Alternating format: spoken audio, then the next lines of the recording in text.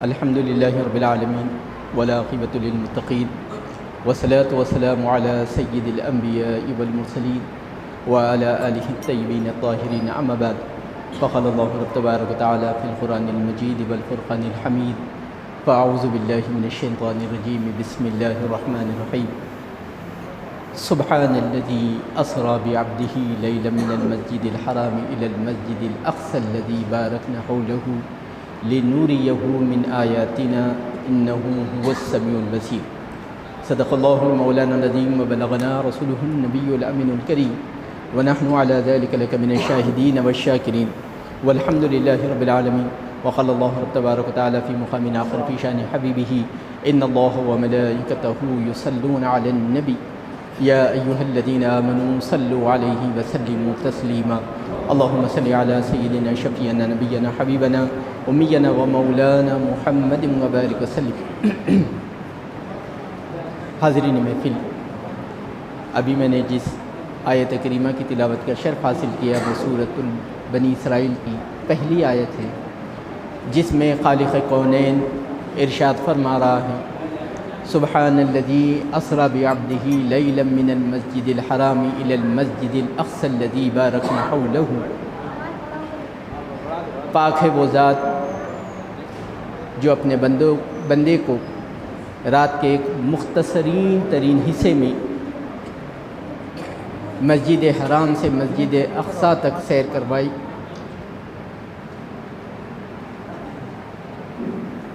جس کے اطراف و اکناف میں ہم نے برکتیں رکھی ہیں لِنُرِيَهُ مِنْ آیَاتِنَا، تاکہ ہم اپنے بندے کو دکھائیں اپنی نشانیاں، اِنَّهُ هُوَ السَّمِيعُ الْبَصِيرُ، یقیناً وہی سننے والا اور دیکھنے والا ہے۔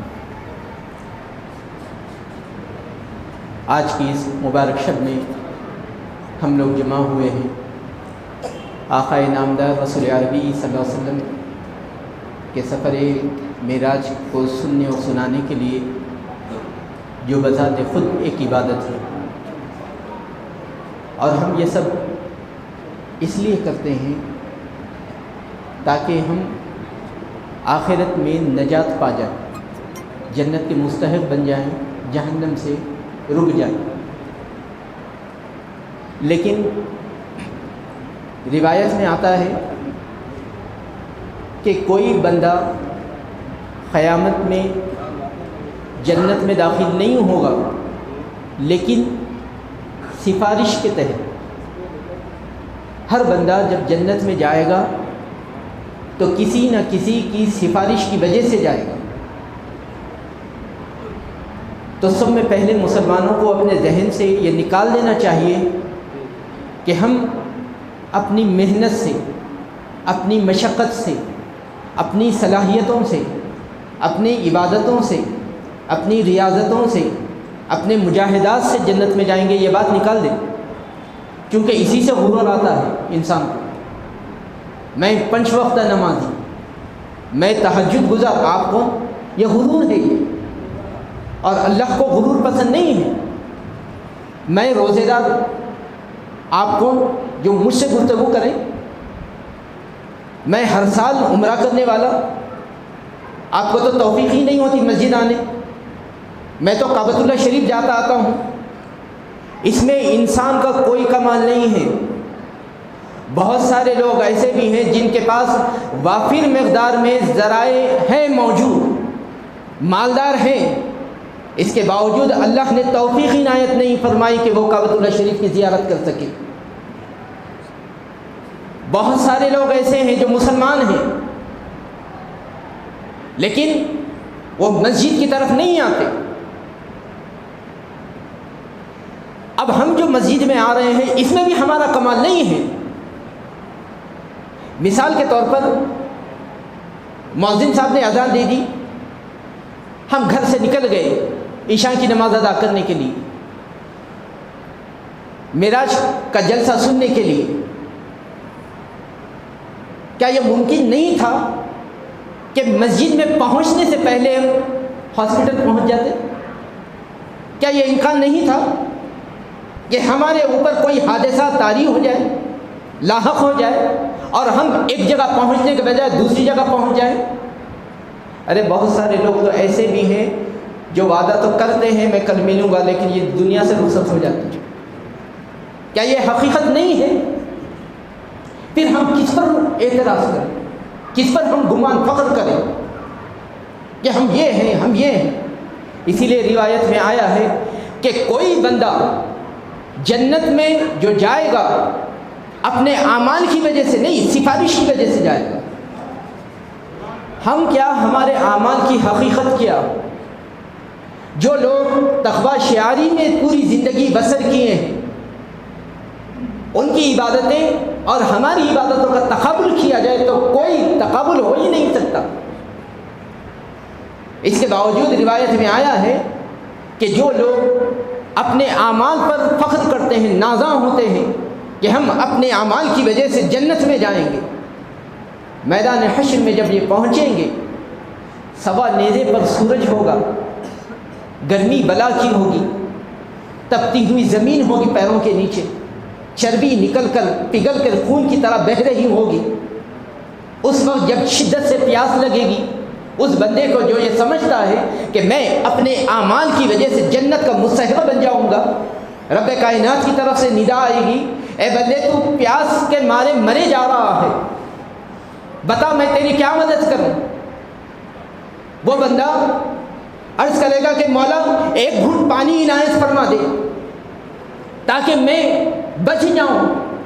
رب کائنات کی طرف سے ندا آئے گی، ایک گھونٹ تو دے دوں گا، لیکن اس کے بدلے میں تم مجھ کو کیا دے گا؟ بندے کو تو پہلے سے ہی ناز تھا اپنے اعمال پر، کہے گا کہ مولا میرے آدھے اعمال تو لے لے، ایک گھونٹ پانی عطا فرما دے۔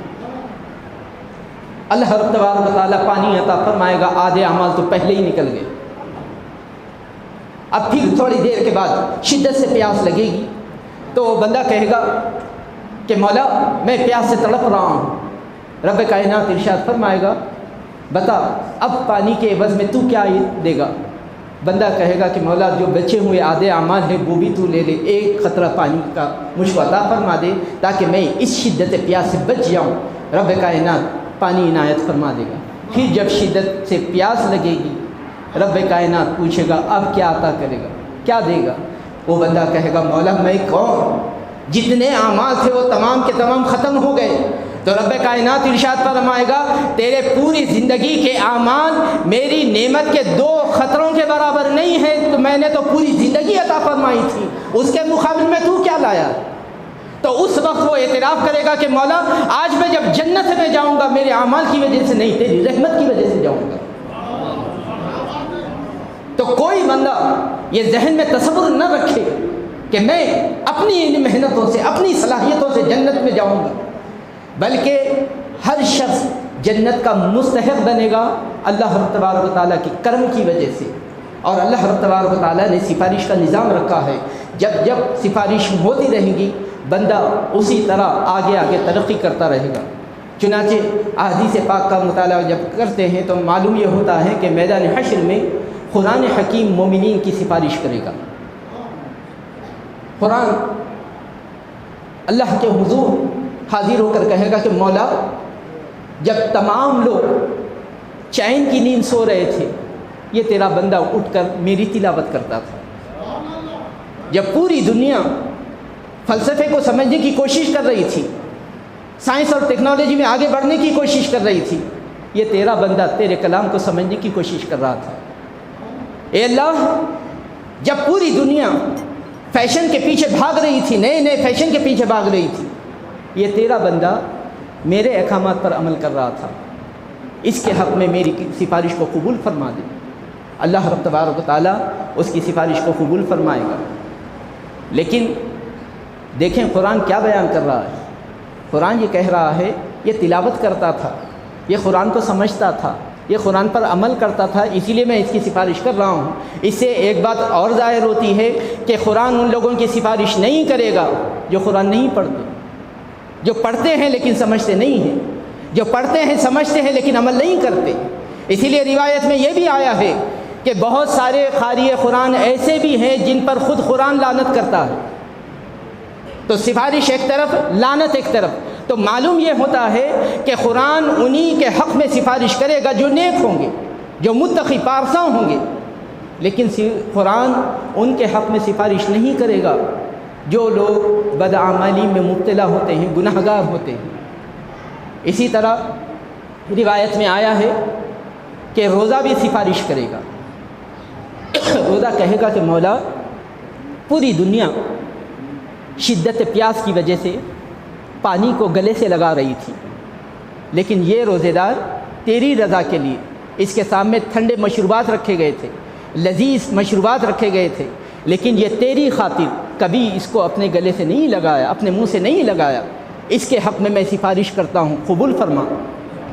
تو روزہ بھی ان لوگوں کے حق میں سفارش کرے گا جو نیک ہوں گے، جو روزے کے مقصد کو سمجھتے ہوں گے۔ روزہ ان لوگوں کے حق میں سفارش نہیں کرے گا جو لوگ رمضان میں تو روزہ رکھتے ہیں لیکن اپنے نفس کے پجاری ہوتے ہیں۔ کیا آج ہم ایسا نہیں کر رہے ہیں؟ ہم اپنا جائزہ لیں۔ جب پہلی رمضان المبارک کا چاند نظر آتا ہے تو ہر دکان سے نعت شریف کی صدائیں بلند ہوتی ہیں یا نہیں ہوتی؟ لیکن جیسے ہی شوال کا چاند نظر آتا ہے تو جس مقام سے نعت شریف سنائی دیتی تھی اسی مقام سے فلمی نغمے آتے سنائی دیتے ہیں یا نہیں؟ تو ہم کس طرف جا رہے ہیں؟ ہم کسی اور کو دھوکہ نہیں دے رہے، ہم اپنے آپ کو دھوکہ دے رہے ہیں۔ تو روزہ قیامت میں ایسے لوگوں کی سفارش نہیں کرے گا۔ اسی طرح روایت میں آیا ہے کہ علماء اکرام بھی سفارش کریں گے، لیکن علماء اکرام بھی ان لوگوں کی سفارش کریں گے جن کی نصیحتیں سن کر عوام الناس اپنے کردار میں تبدیلی لاتے ہوں گے۔ وہ لوگ جو ایک کان سے سن کر دوسرے کان سے نکال دیتے ہیں، علماء اکرام ان کے حق میں سفارش نہیں کریں گے۔ تو معلوم یہ ہوتا ہے کہ ہر کوئی سفارش کرے گا نیکوکاروں کی، بدکاروں کی کوئی سفارش نہیں کرے گا وہاں پر۔ لیکن قربان جائیے نالے پاک مصطفیٰ صلی اللہ علیہ وسلم پر، قیامت نے وعدہ فرمایا ہے اپنے حبیب سے، وَلَسَوْفَ يُعْطِيكَ رَبُّكَ فَتَرْضَىٰ، اے میرے حبیب میں آپ کو اتنا عطا کروں گا کہ آپ مجھ سے راضی ہو جائیں گے۔ اور نبی پاک علیہ الصلوۃ والسلام ارشاد فرماتے ہیں کہ میں اپنے رب سے اس وقت تک راضی نہیں ہوں گا جب تک میرا امتی ایک ایک امتی دوزخ سے نکل کر جنت میں نہ چلا جائے۔ کیا کرم ہے نبی پاک علیہ الصلوۃ والسلام کا۔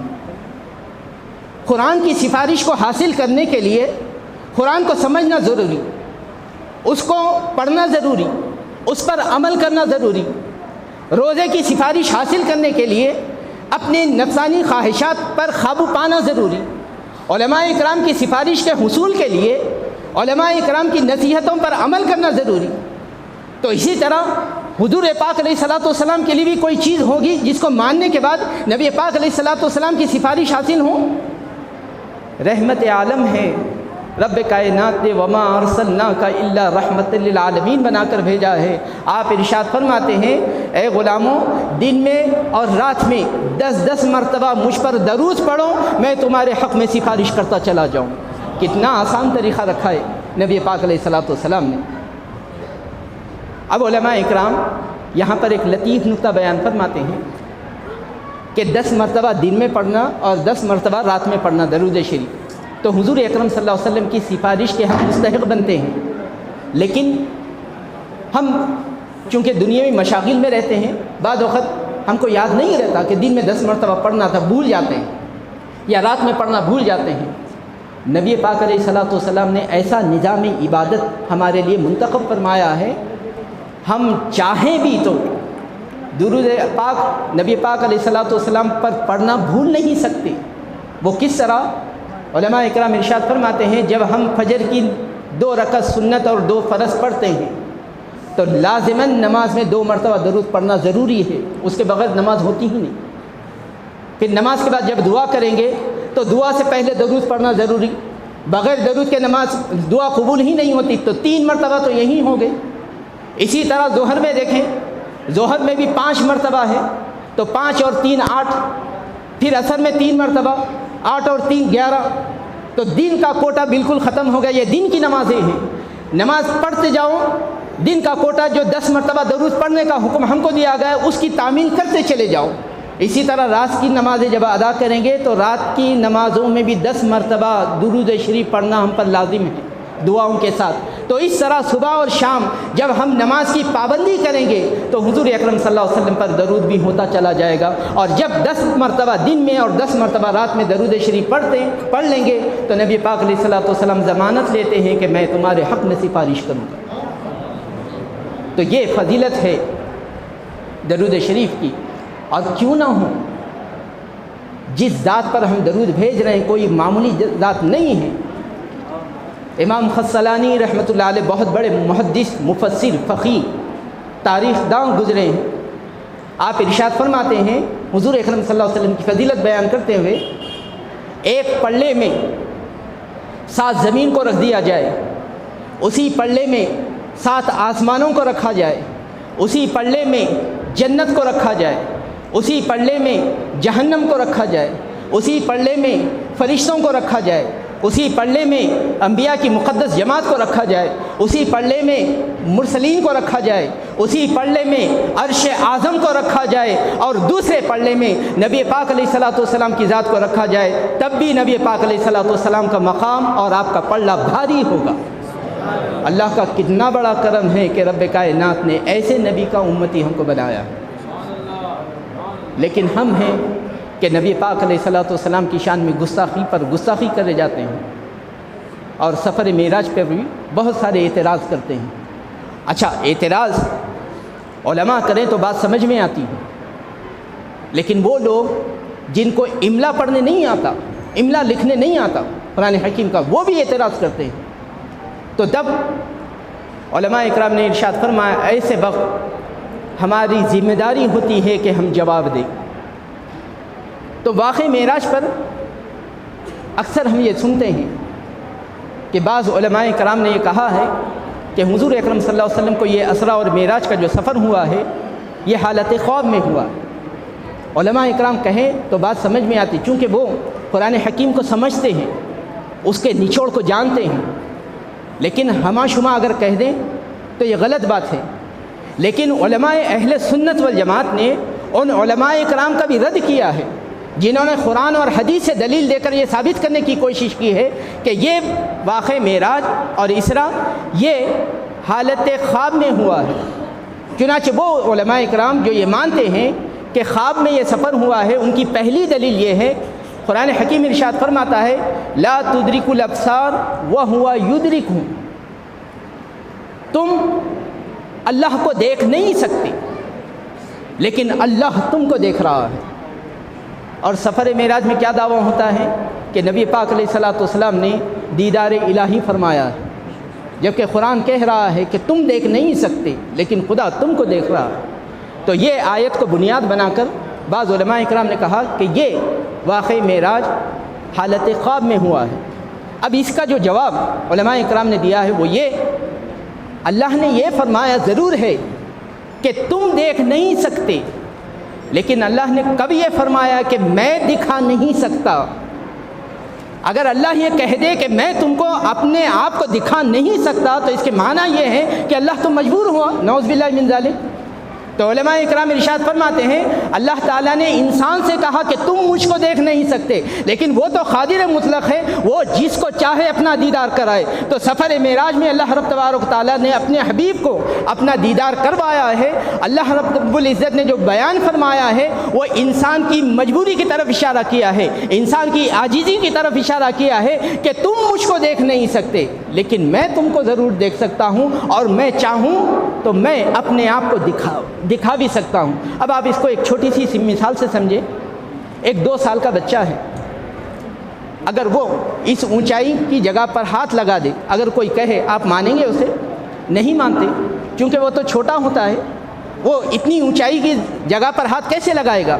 لیکن اگر کوئی شخص اس کو اپنی گود میں اٹھا لے اور وہاں تک پہنچا دے تو وہ ہاتھ لگا سکتا ہے۔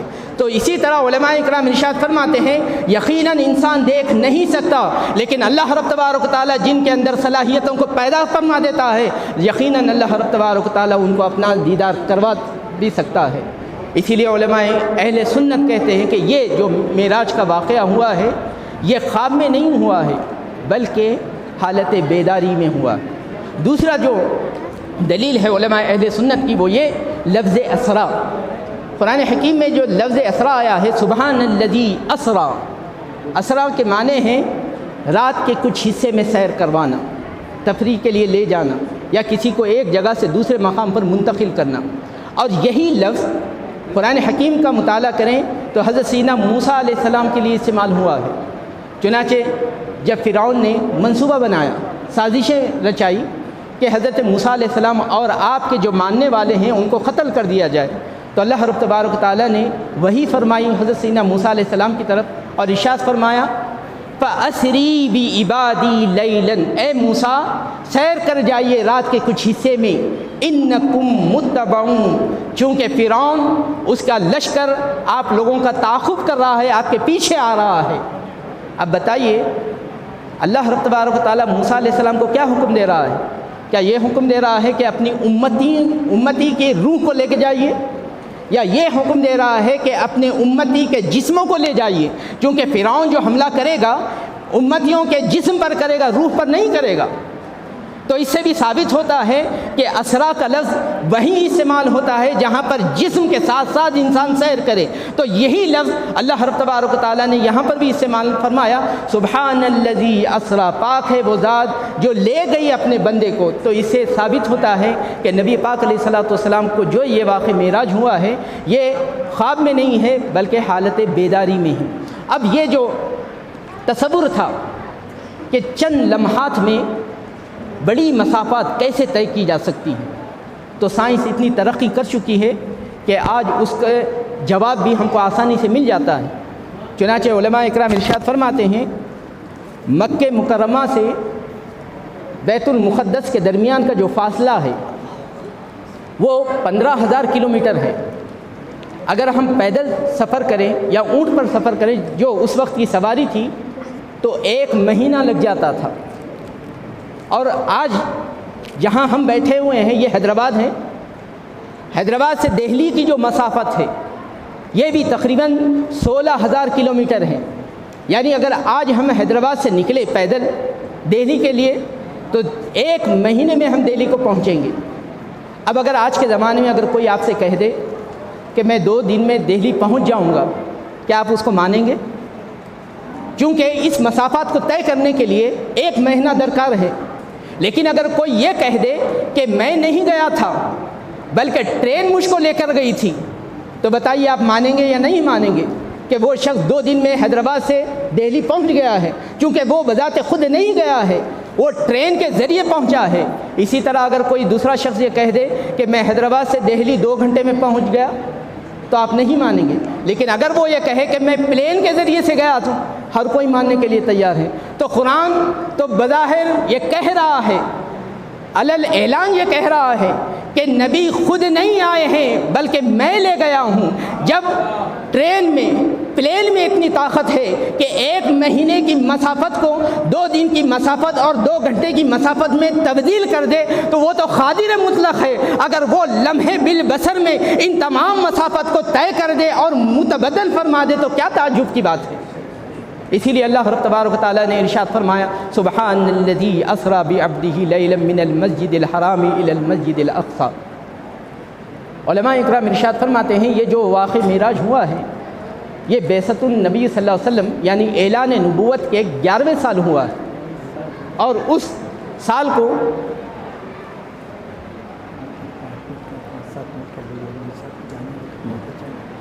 انشاءاللہ پھر میں آئندہ تقریر کروں گا، انشاءاللہ مواقع بہت آتے ہیں۔ اللہ رب تبارک و تعالیٰ سے آخر میں دعا ہے کہ اللہ رب تبارک و تعالیٰ ہمیں قرآن اور صاحب قرآن صلی اللہ علیہ وسلم کی تعلیمات کے مزاج کو سمجھنے اور اس کے مطابق عمل کرنے کی توفیق رفیق عطا فرمائے۔ وآخر دعوانا ان الحمد للہ رب العالمین۔ صاحب کو وہاں جانا